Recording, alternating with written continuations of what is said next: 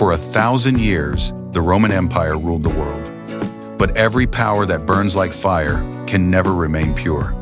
It scorches, consumes, and in the end, becomes ash. This is not merely the fall of an empire. It is the story of a people who believed they could become gods and paid the price for their pride. Rome was unstoppable. From the deserts of Egypt to the forests of Germania, their banners waved beneath a crimson sun. The emperors built monuments so magnificent that even the stars seemed to bow before their ambition.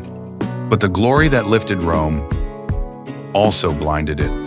Luxury replaced duty, gold replaced honor, and faith, the invisible bond that once held the republic together, began to fade. The Senate no longer served the people. It served the wealthy. The soldiers no longer fought for Rome. They fought for whoever paid them more. Inside the marble palaces, whispers became schemes. Assassins walked through candlelit corridors. Every Caesar feared the shadow behind his throne.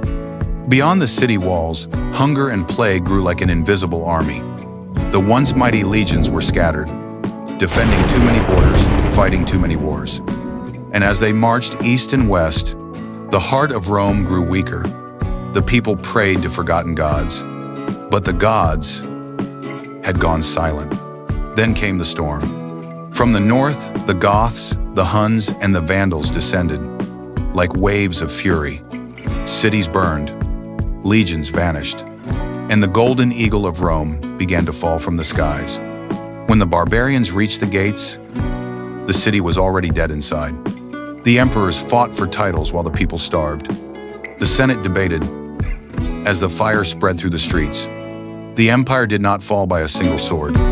It died slowly, poisoned by greed, pride, and the illusion of immortality. In the year 476, a child sat upon the throne. Romulus Augustulus, the name of the first king and the name of the last. How poetic, how cruel. When the barbarian general Odoacer entered the city, he did not come to destroy. He came to end an illusion. He removed the crown from the boy's head and sent it to Constantinople. Once the master of the world, Rome had become nothing but a memory.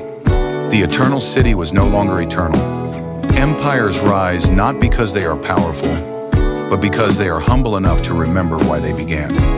Rome forgot. It built temples to itself and called them gods. It exalted men above honor and called them emperors.